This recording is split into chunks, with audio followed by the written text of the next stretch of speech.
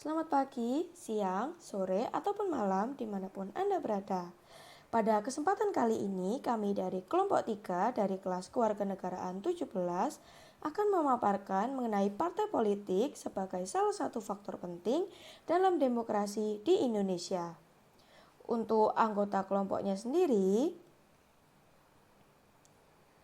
untuk anggota kelompok dimulai dari saya Puspandir Malakuncoro dari Departemen Biologi dengan NRP 505211034. Saya Satrio Pulanggeni Brilian dari Departemen Biologi dengan NRP 50052111042. Saya Muhammad Nofar Rizky Putra dari Departemen Fisika dengan RP 500121120. Saya Niko Firman Saputra dari Departemen Fisika dengan RP 50012111072. Saya Jalvin Sohyahab dengan NLP 500121180. Saya Nafi Nurjayani dari Departemen Teknik Komputer dengan NRP 50242111013. Nama saya Mida Hasian dari Departemen Teknik Komputer NRP 50242111021.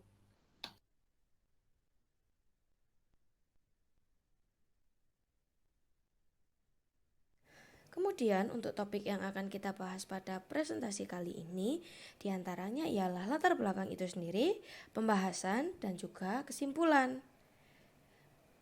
Untuk hal pertama atau topik pertama yang akan kita bahas ialah latar belakang. Negara Indonesia sendiri memiliki beberapa hal yang dijadikan sebagai pedoman, seperti UUD 1945 dan juga Pancasila.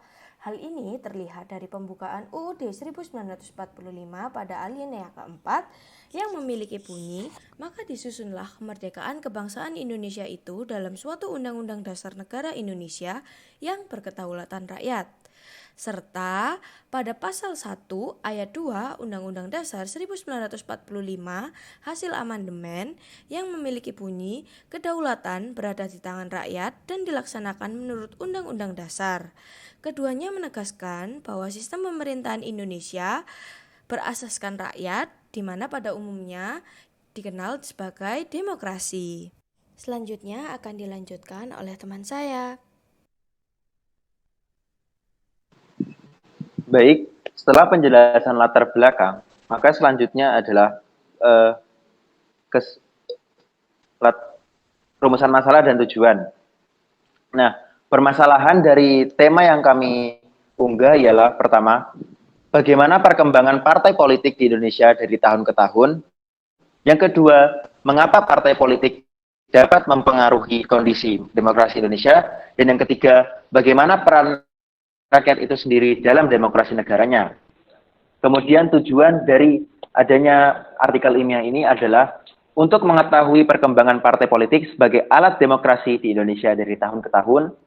Kedua, untuk mengetahui peran partai politik yang mempengaruhi kondisi demokrasi Indonesia. Dan yang terakhir, untuk mengetahui peran rakyat Indonesia dalam jalannya demokrasi dari tahun ke tahun. Baik, selanjutnya akan diteruskan oleh teman saya. Untuk bagian selanjutnya yaitu pembahasan.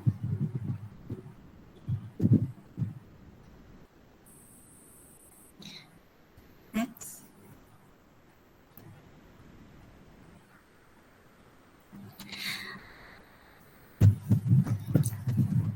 Demokrasi sendiri secara etimologis terdiri dari dua kata yaitu demos dan kratein atau kratos. Demos berarti rakyat dan kratein atau kratos berarti kekuasaan. Menurut Kamus Besar Bahasa Indonesia sendiri, demokrasi merupakan suatu gagasan atau pandangan hidup yang mengutamakan persamaan hak dan kewajiban serta perlakuan yang sama bagi semua warga negara. Abraham Lincoln sendiri berpendapat bahwa demokrasi adalah pemerintahan yang berasal dari rakyat, oleh rakyat, dan untuk rakyat. Untuk bagian selanjutnya akan dilanjutkan oleh teman saya.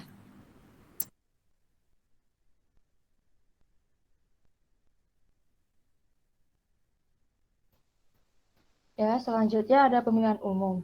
Perwujudan negara demokrasi antara lain dapat dilakukan melalui pemilihan umum atau pemilu. Dalam konteks pemilu, inilah para partai politik berperan terutama menjadi kontestan pemilu. Pembatasan yang sangat ketat terhadap keikutsertaan pemilu hanya dikarenakan, pertama, sifat pemerintah yang otoriter, kedua, karena jumlah parpol yang terlalu banyak, sehingga pengetatan jumlah ideal parpol tidak dapat dihindari. Terlepas dari jumlah ideal partai politik, esensi demokrasi pada dasarnya adalah bebas. Tanpa kebebasan tidak mungkin membentuk partai politik. Mungkin kebebasan ini hanya dalam demokrasi, bukan di negara-negara otoriter. Selanjutnya akan dilanjutkan oleh teman saya.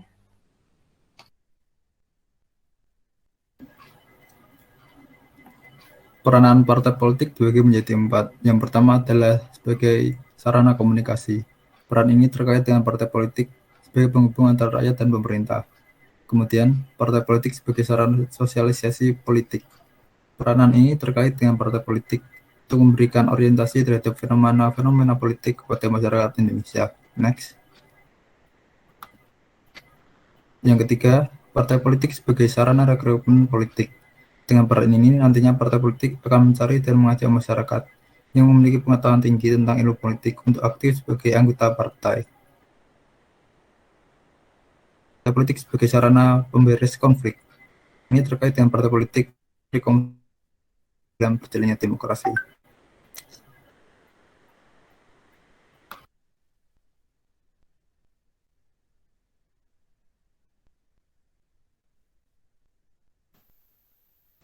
Maksudnya ialah pemerintahan di Indonesia. Sistem pemerintahan di Indonesia secara garis besar dibagi menjadi 3 masa, yaitu yang pertama masa Orde Lama.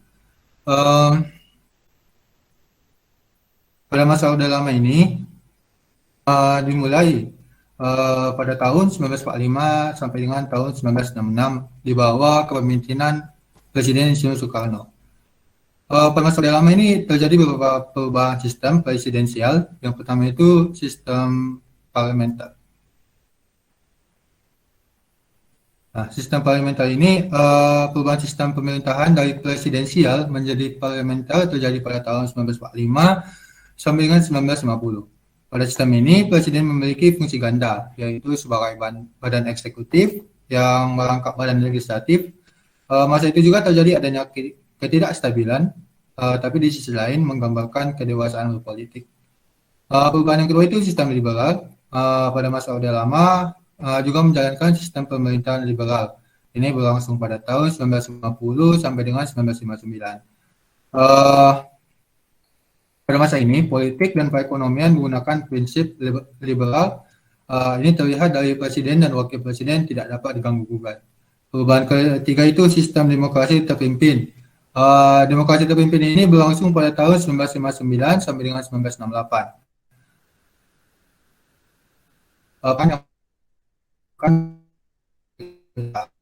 Peran DPR hasil pemilu 1955 serta MPLS mengangkat Soekarno sebagai presiden seumur hidup. Selanjutnya ialah pemerintahan masa Orde Baru.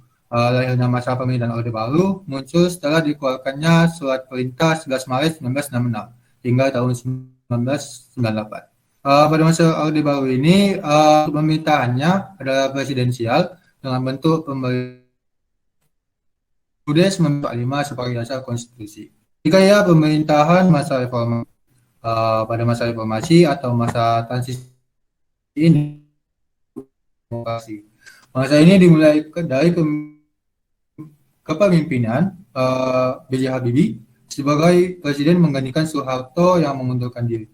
Pada masa ini, Habibie membuat reformasi besar-besaran di sistem pemerintahan. Sistem yang dijalankannya itu lebih terbuka dan demokrasi lebih ditonjolkan. Selanjutnya akan dilanjutkan oleh teman saya. Kemudian ada kesimpulan. Jadi intinya Indonesia ini merupakan negara demokrasi yang memiliki fungsi eksekutif, legislatif, dan yudikatif. Maka dari itu dibutuhkan partai politik sebagai sarana komunikasi, sarana sosialisasi politik, sarana rekrutmen politik, dan sarana pemberes konflik bagi masyarakat Indonesia agar kelanjutan demokrasi Indonesia bisa berjalan dengan lancar. Sekian presentasi dari kelompok kami. Mohon maaf jika ada salah kata dan terima kasih atas perhatiannya.